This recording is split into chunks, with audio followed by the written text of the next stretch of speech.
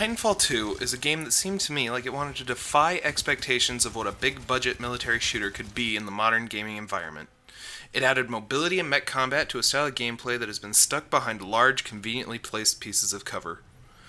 It introduced a diverse cast of characters with a wide range of personality and visual design. It showed players a world with a colorful ecosystem that was balanced carefully between the natural and the manufactured.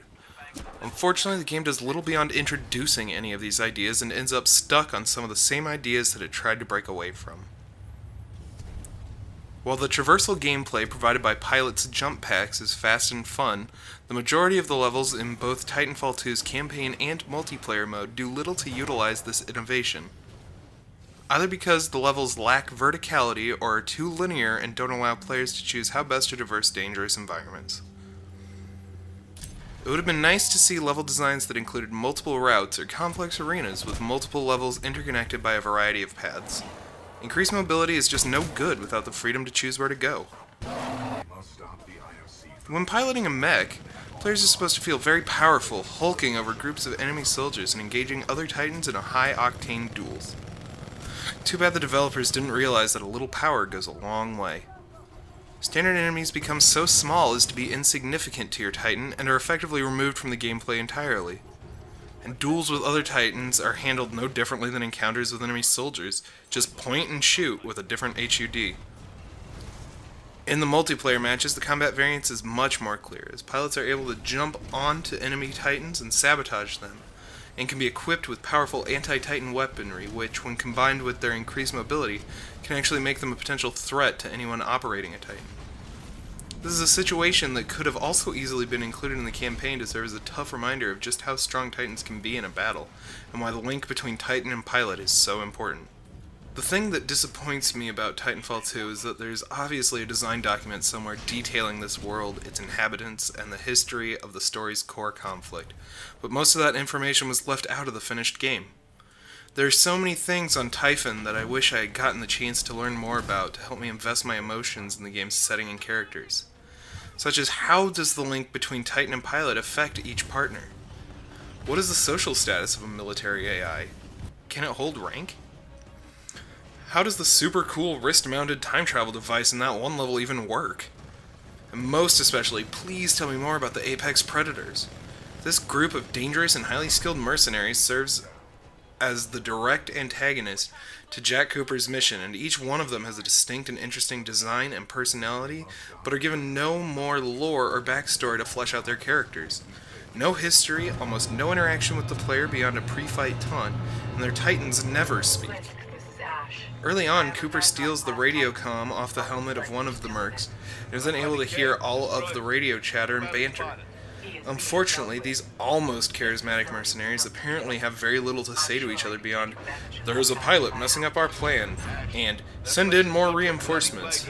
This is a huge missed opportunity, and I don't know whether it's because the developer ran out of time or budget or the voice actors strike, but it's a shame we didn't get to hear more from these characters. Titanfall 2 brought a lot of interesting ideas to the FPS genre, but failed to develop any of them to their full potential, and left me wishing for the game that it could have been.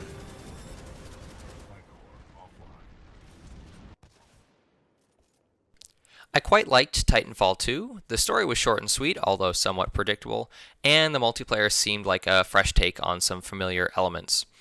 While I haven't played every single game in the genre, this game took a really good shot at mech-based gameplay that I can't remember seeing in any recent AAA titles.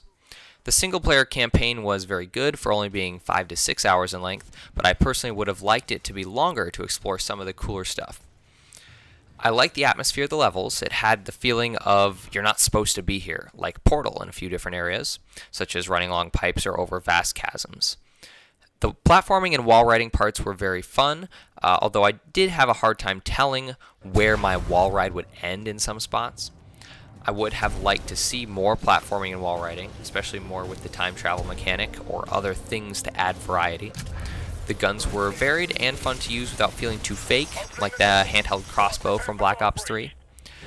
The Titan combat was fun, and there were lots of different loadouts to try, although it did feel somewhat imprecise to me. I didn't play enough multiplayer to get a very good impression, but it seemed like there were some unique modes with people actually playing them and not just team deathmatch. Titan vs. Titan did feel a bit clunky in multiplayer to me, but it was still fun. The different perks and attachments seem to have very good variety, although I didn't spend too much time exploring it. I think the game would have really benefited from some co-op content as well, maybe something similar to a Strike or a Raid from Destiny. Overall, I think the game was very enjoyable and felt very fresh compared to some recent FPS games, although I have not played Battlefield 1 or Infinite Warfare, so I can't directly compare to those.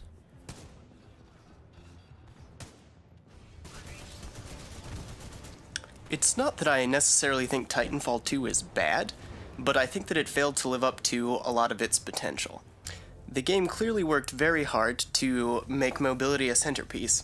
The movement is good and it feels nice to jump from wall to wall, double jump, slide under things, slide into people and shoot them, jump over them. The movement is fun and I enjoy it quite a lot. The problem is the rest of the game doesn't seem to want to capitalize on this great thing that they've built in the mobility system. Titanfall 2 suffers from a major problem, which is that it tries very, very hard to avoid being a game. It keeps everything that happens very plausible, and I think it avoids good gameplay features that it could have because it didn't think that the audience would take it seriously if it used them. For example, one of the things that the game could have added to the platforming are jump pads. A lot of games have them, and it's a well-known trope, and nobody would really mind if jump pads were in a shooter game. It's been around since Quake Arena. This game, which is already about covering large distances and having a lot of aerial mobility and high speed, could have benefited greatly from having something like this. But the game just seemed to think that it wasn't going to be realistic, and so it refused to have them. The other problem with the game's aversion to seeming gamey is that it forces itself to have very realistic areas. There are no floating platforms and no multi-level arenas. This game would have been much better served if it acted a lot more like Quake Arena or Unreal Tournament, or even the new iteration of Doom, in that the linear jumping segments should lead to arena fights where lots of mobility can be used, and you can use the vertical terrain to your advantage, because that's one of the key powers of the character that you're portraying. However, the game doesn't do that. It frequently puts you in boxes and maze-like hallways in which running over and around and sliding under and jumping on top of people is just not all that frequent or useful, because you don't really get anything if you just run around a square box. You could have just run around the square box on foot. And it's not that this game doesn't have some interesting environments. It does, but the shooting is almost universally avoided in those areas. The only exception to this is a mission in which you are trying to get to a satellite dish, and you are jumping from crane to crane, and have multiple cylindrical towers that you can run along and between.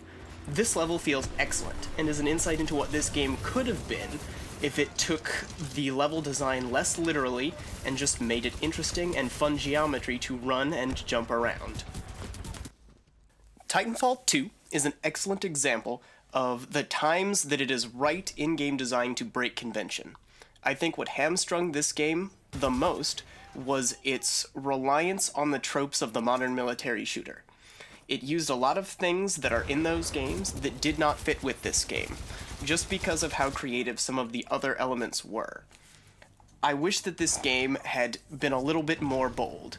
It feels like the design team wanted to be restrained in the innovations that they had, and they shouldn't have been. They should have been confident in what they'd done, and made it into something wholly unique, instead of just a slight twist on a genre.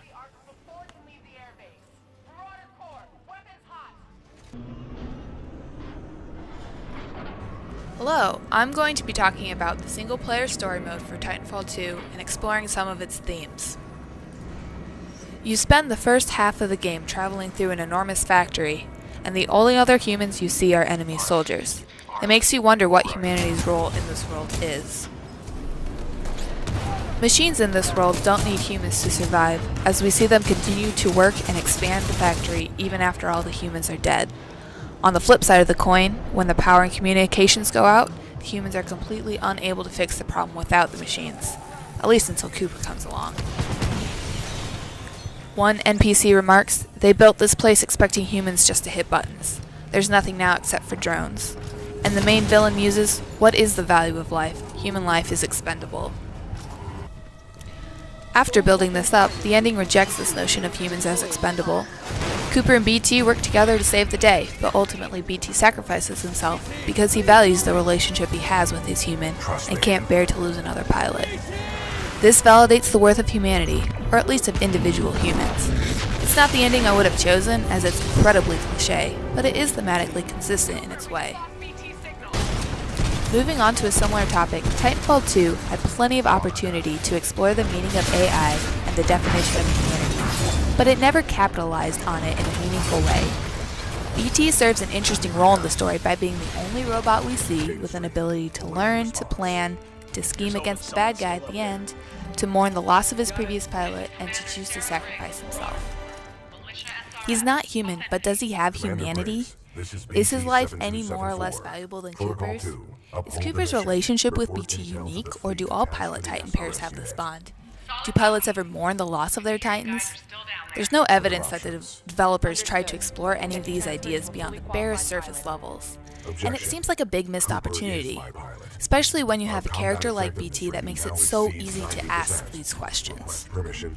I have to mention the time travel level in the story, which made for fun gameplay but was very jarring in a narrative sense. It was not connected to anything that came before or happened after, and created a sudden tonal shift in both the story and gameplay. Also, there seems to be the implication that Cooper's investigation of the Ark is what set the Ark off in the first place, yet the game never even pauses to mention the moral implications of that, or show Cooper feeling bad at all for the innocent lives he took. On the other hand, the storytelling is so unclear at this point that I'm not actually sure if that is what happened or not, which happens to be the big weakness of this game.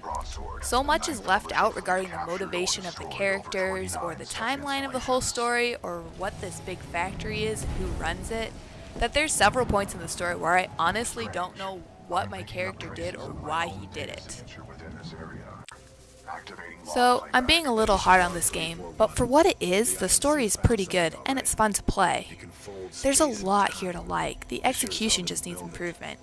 In the sequels, if there is a coherent story, consistency and commitment to its themes, and an ending that goes beyond trite cliches, there is potential to have a truly fantastic story to go along with that multiplayer mode, and that's exciting. But it's not there yet. Thank you for watching our very first review of Titanfall 2.